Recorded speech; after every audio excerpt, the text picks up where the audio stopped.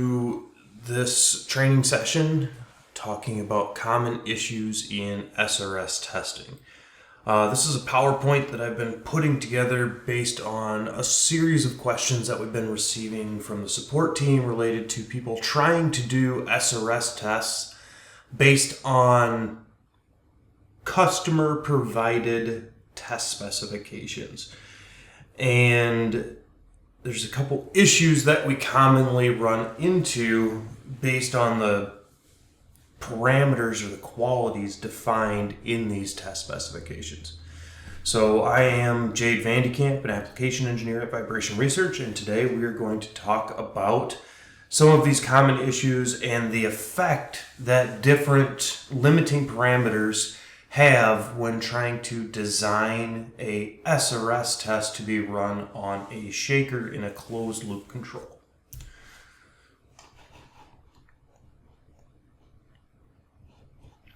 So, as an introduction, who is this for? Anyone that's running SRS tests on an electrodynamic shaker or hydraulic shaker, but really a closed loop SRS test. There are pieces of equipment out there, Hopkinson bars and other SRS machines, that really run an open loop SRS, where they are impacting something, hitting something. There's some tuning parameters that can be done to adjust the length and the frequency and the amplitude, but there's really no control over what that waveform is, the content of that waveform that gets generated by that impact. It's pretty repeatable, which is both good and bad. When we start talking about SRS on a shaker and in a closed loop control, it really gives us the opportunity to manipulate the time waveform to have different acceleration, velocity, displacement characteristics, different delta velocity characteristics, different durations. And a test definition of an SRS test for a shaker-driven closed loop system needs to have more content in it than a simple open loop SRS shock machine. So let's look at a basic breakpoint table. This is relatively standard. Lower amplitudes at the low frequencies, some kind of peak or ZPA achievement, and then a drop down at the higher frequencies. The question that a lot of third-party test labs have, as well as anyone else that might receive this test even from an internal customer, is if you send me this breakpoint table and say, I need you to run this SRS test, what solution do you actually want? This is a test that should be run on a shaker, should be run in closed loop, but providing just a breakpoint table and a cue, which is a basic requirement, leads to a lot of different questions. There's many different synthesis types that can yield a result that all match this SRS, but they can have wildly different results. So in the next few slides, we are going to walk through a few different cases where we start with the basic minimum number of limitations and then continue to add parameters in order to arrive at a final solution. And we can see the effect that each of these parameters might have on potential synthesis solutions, as well as see the difference between SRS tests that could be created depending on the limitations that are provided. So to get started, kind of the basic SRS test that a lot of people receive, it's a breakpoint table and a damping, or a cue. Cue of 10, cue of 20, all relatively common. There's no definition of pulse duration, there's no example pulse shape, there's no target acceleration, velocity, displacement. It says, please run this SRS. Unfortunately, this is not really enough information, and if you're sending this out to a third-party test lab, you could get wildly different results than what you expect, because they're using closed loop control where I can synthesize waveforms of varying shapes, lengths, amplitude, and types that all have unique factors. But if you see on the right hand side, all of the SRSs are essentially the same. So the SRS domain in and of itself is not sufficient to define a test. Now, okay, looking at these pictures is great, but let's look at the actual data. So what I've done is organized the statistics of each of those synthesized pulses and sorted them by the total delta velocity achieved during the test. But you can see some of the other ranges. Minimum acceleration, max acceleration is from 8.5 Gs to 28 Gs. The total delta V difference from an easy one at 40 inches per second peak all the way up to 61 inches per second. These are already fairly wildly different tests, and in this case, I was trying to synthesize basically the easiest potential results for each of these different waveform types. In the end, I have a case where I have an infinite number of solutions. As a third-party test lab, or as a third-party test lab reaching out to me, the support guy at Vibration Research, what advice should I be giving our customers? What result is expected? So let's continue on and continue to add some more parameters. Now we added a T little e. T little e is in mil standard 810. This is essentially the effective duration of the shock.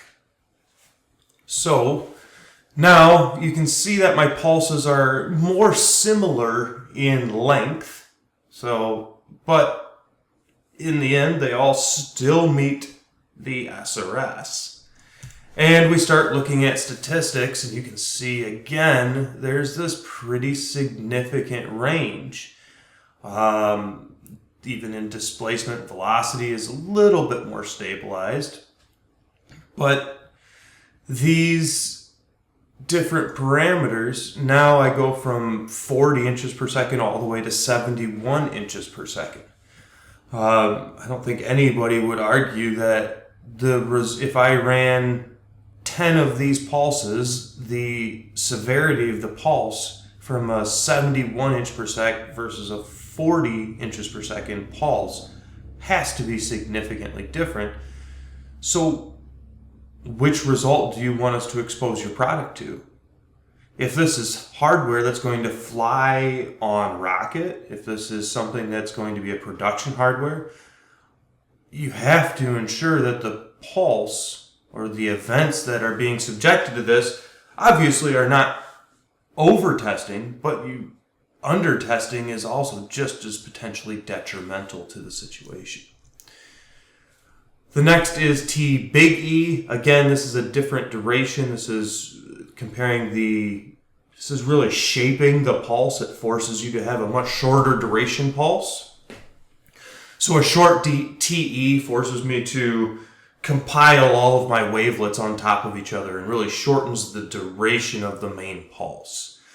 Again, all of these pulses meet the overall SRS. I did include a few extra pulses here, the damp sine wave sine alternating, and sequential, to show that those in theory could be used if you were allowed to not meet the demand at the lower frequencies. And there are some standards that allow for this, but really there's only two potential solutions that I'm now down to. It would be these two here, kind of the second and the fourth option are the only two that actually meet the demand requirement. So with that additional TE, you can see that I have a pretty significant increase in delta velocity. Comparing from my original environment, the easiest possible option, the overall peak acceleration hasn't significantly changed. But the relative or the delta velocity and the relative displacement achieved are double in this case or more. So there's a significant difference in pulse severity as we start to add these parameters. The next two cases I combined. So in one case I said, well, I want to achieve a peak acceleration of 40 Gs. This would be a case where I want to ring out all the way out to maybe some frequency that is greater than what is being excited by the shaker. So I need a ZPA, a peak acceleration in the time domain that exceeds some limit to make sure that the SRS at non-driven frequencies achieves that level. Pretty common in the space industry to have standards that go out towards 10 kilohertz. And a lot of times that is not well controlled on a shaker, but we can achieve peak accelerations and the SRS will show the appropriate value. The fifth case is requiring both the primary positive and primary negative SRS to be in tolerance. So there's some tools that can be used for that as well.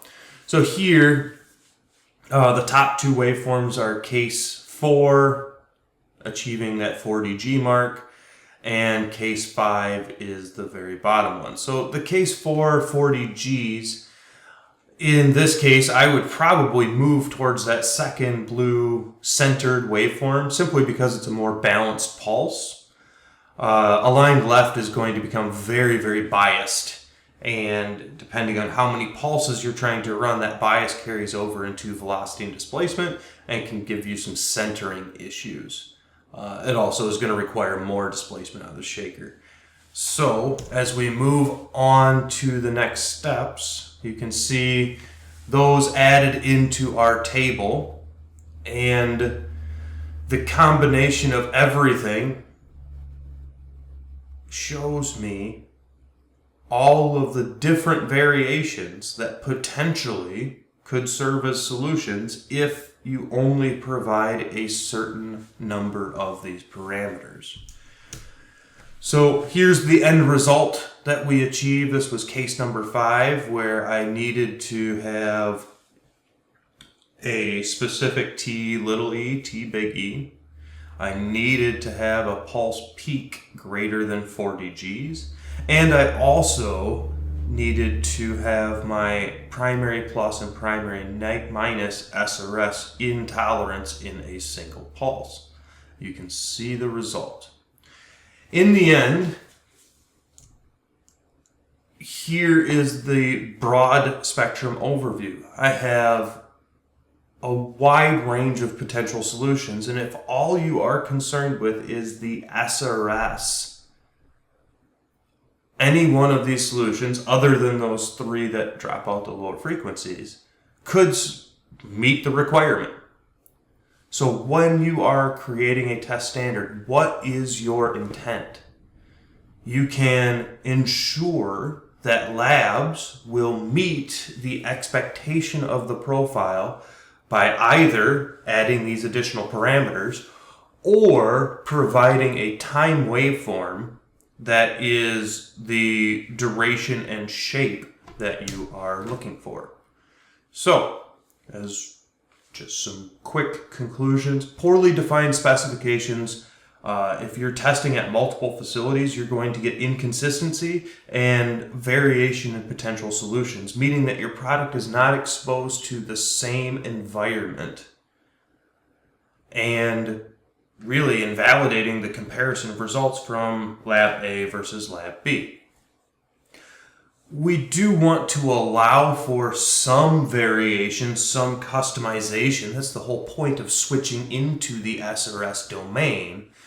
But should we be defining things to restrict essentially an infinite number of potential solutions? Things to consider, delta velocity achieved, the maximum frequency driven versus measured, and do you allow for drop-offs if the primary resonance is significantly high.